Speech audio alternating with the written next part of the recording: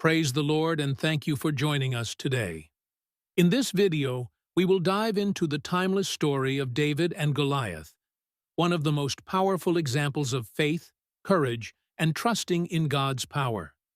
This story from the Bible, found in 1 Samuel 17, teaches us that no matter how insurmountable our challenges may seem, with God on our side, anything is possible. So sit back, relax, and let's explore how a young shepherd, David, faced the mighty giant, Goliath, armed with nothing but faith and a slingshot. The story of David and Goliath. In the ancient land of Israel, many centuries ago, there was a kingdom ruled by King Saul. This kingdom was often under threat from their enemies, and one such enemy was the Philistine army. The Philistines had a warrior, a giant of a man named Goliath, who was feared by all. He stood nearly 10 feet tall, with a bronze helmet on his head, a massive shield that no one could lift, and a spear with a point so sharp it could pierce through the strongest armor. His presence on the battlefield was enough to make the bravest of men tremble with fear. For 40 days, Goliath came forward every morning and evening, mocking the Israelites and their God. His voice boomed across the valley as he challenged them to send out a warrior to fight him. Goliath taunted, "Choose a man and have him come down to me. If he is able to fight and kill me, we will become your subjects. But if I overcome him and kill him, you will become our subjects and serve us." 1 Samuel 17, 8-9. The Israelites were paralyzed with fear. No one dared to take on the mighty Goliath. King Saul, who had once been a mighty warrior himself, was now too fearful to act. The people of Israel cowered behind their shields, their hearts filled with dread.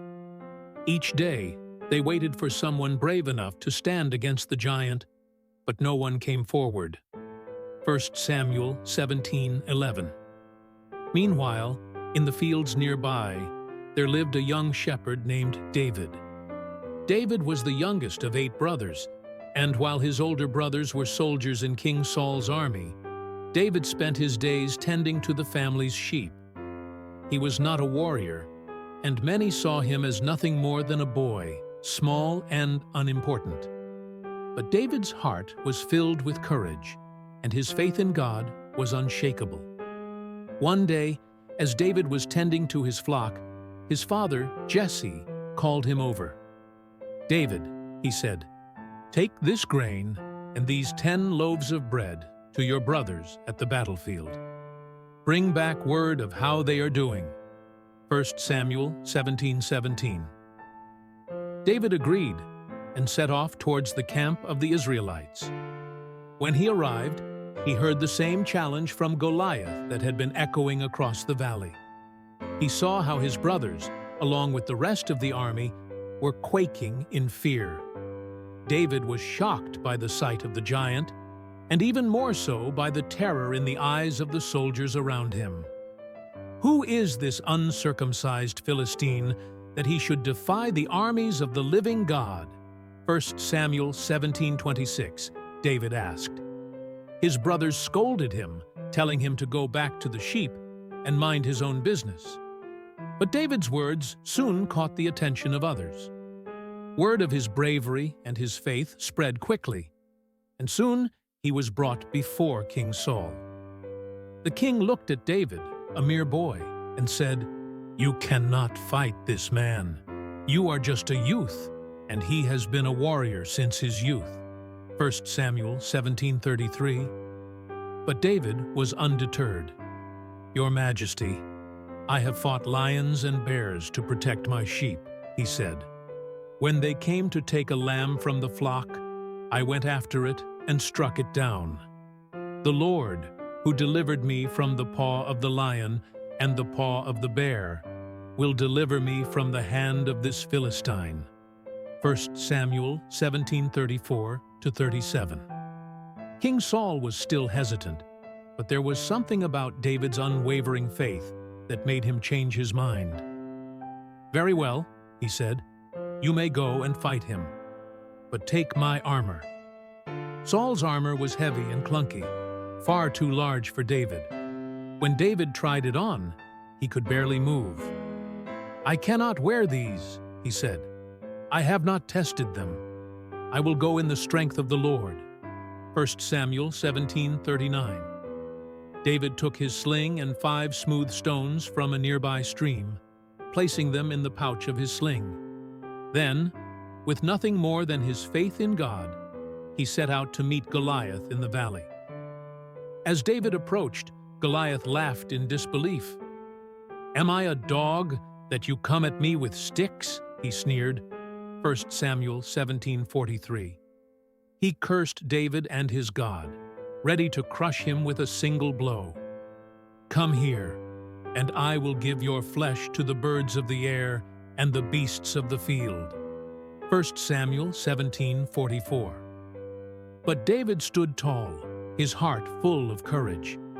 "You come against me with sword and spear and javelin, but I come against you in the name of the Lord Almighty, the God of the armies of Israel, whom you have defied. This day the Lord will deliver you into my hands, and I will strike you down and cut off your head." 1 Samuel 17:45-46.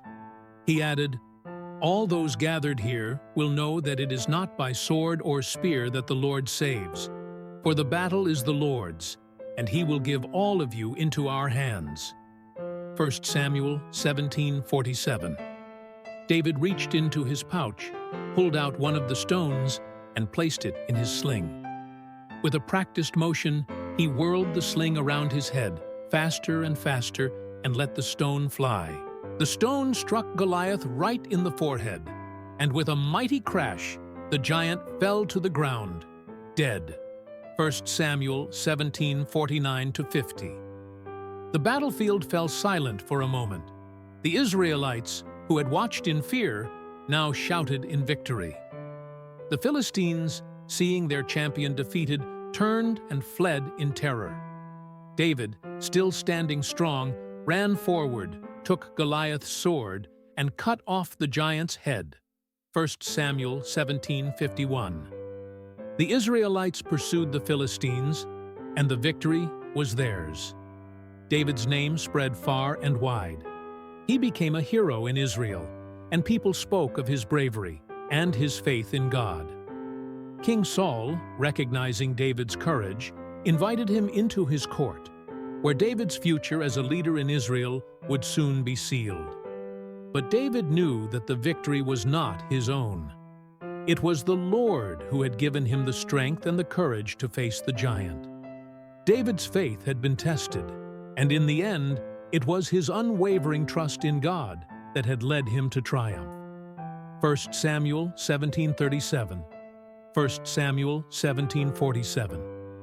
And so, the story of David and Goliath became a legend, a reminder to all that no matter how great the challenge, with faith in God, anything is possible. This version incorporates direct Bible references from 1 Samuel 17, which contains the story of David and Goliath.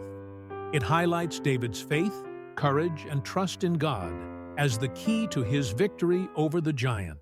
Thank you for watching the story of David and Goliath. We hope it inspired you to face your own giants with the same courage and trust in God that David showed. Remember, no matter what obstacles you face in life, God is always with you, guiding you toward victory. Don't forget to like, share, and subscribe for more faith-filled stories. May your faith be strengthened, and may you always walk in courage and strength, just like David. God bless.